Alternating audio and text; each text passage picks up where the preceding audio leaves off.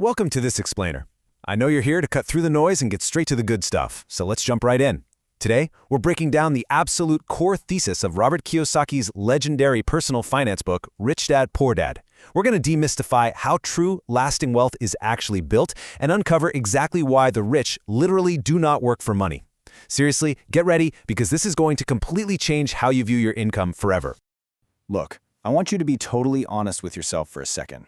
Every single morning when you wake up, fight through that awful commute and clock in at work, are you really just chasing that next paycheck?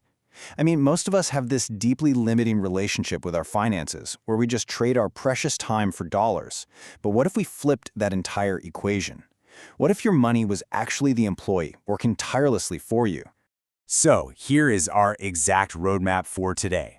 1. Escaping the rat race. 2. Driven by fear and desire. 3. The employee versus investor mindset. 4. True assets versus liabilities. And finally, 5. Building your financial intelligence. Okay, let's dive into this. Section 1. Escaping the rat race.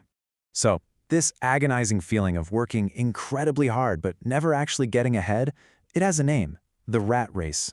Imagine being physically trapped in a cage, just sprinting on a hamster wheel that goes absolutely nowhere.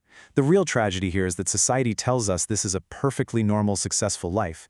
But in reality, earning more money while you're in the rat race usually just means you end up spending more, which keeps you permanently locked in this frustrating cycle of debt and labor. And here's exactly how this trap is built, step by step. We're all taught this standard script, right? Get a degree, get a good job. And when that first real paycheck hits, what do? We reward ourselves with a shiny new car that depreciates the second we drive it off the lot. Then comes the heavy mortgage for a house. Fast forward a bit, you add in kids, credit cards, consumer loans. The more you earn, the more lifestyle you try to maintain. And honestly, the heavier those chains become.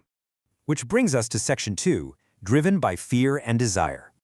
You've got to look at the crazy psychological tug-of-war happening behind the scenes here. On one hand, you have fear, that paralyzing anxiety of not having enough to pay the bills. It's the terror that keeps you clinging to a job you might absolutely hate. On the flip side, you have desire, that overwhelming craving for instant gratification, societal status symbols, and luxury items the second that direct deposit hits. Left unchecked, these two natural human emotions completely cloud our financial judgment. And you know, this psychological dynamic is exactly why begging your boss for a raise almost never works long-term. Earning a higher salary, it's just a band-aid. Because if your core consumption habits don't change, doubling your income just means you're going to buy things that are twice as expensive. The fear of losing that upgraded lifestyle grows, and the trap just snaps shut even tighter. And this brilliantly illustrates why we need a massive shift in how we think. Section 3. Employee versus investor mindset. Kiyosaki breaks this all down using what he calls the cash flow quadrant. Think about it. The employee exchanges their limited time for money. Their entire strategy to get ahead is to work more hours or try to get paid a bit more per hour. But the math is fundamentally broken. Your income is heavily capped because, well, there are only 24 hours in a day. The investor, though, totally different approach. They invest in systems, real estate, or businesses. Their income potential is virtually unlimited, simply because money doesn't ever need to sleep. Which brings us to the most legendary takeaway of this entire concept, and you've probably heard it before. The rich don't work for money, they make money work for them. It completely shatters this dangerous societal myth that just having a good job somehow guarantees wealth. The wealthy build systems. They acquire assets that multiply their funds in the background, rather than just statically saving pennies or blowing every cent on immediate luxuries. Now, what's really interesting about this next slide is that it gives us the actual practical tool to escape the maze.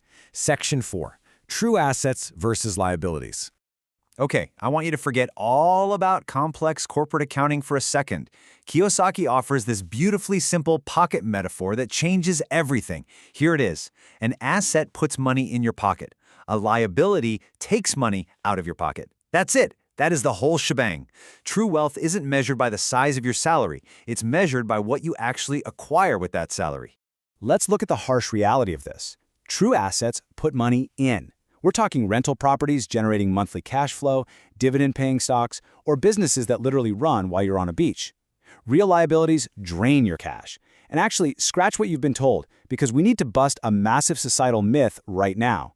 Your primary residence, with its mortgage, taxes, and endless upkeep, is a liability to you, even if the bank happily calls it an asset on their balance sheet. Same goes for depreciating cars and credit card debt. They are aggressive liabilities. So from today on, every single time you're about to make a major purchase, you need to stop and ask yourself this exact question. Does this put money in my pocket or take it out? True financial freedom only arrives the moment the cash flow coming from your assets completely covers your daily living expenses. Section 5. Building your financial intelligence.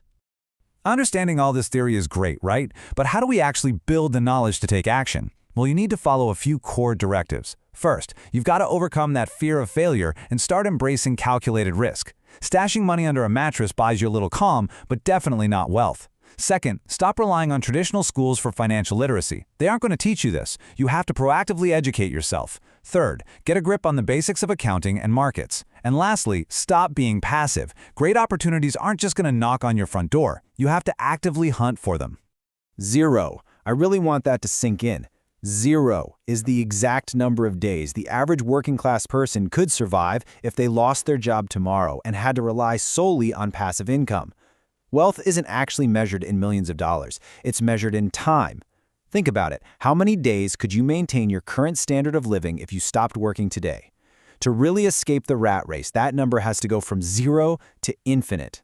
So, bringing it all together, here is your actionable roadmap out of the maze. Step 1. Educate yourself relentlessly on financial basics. Step 2.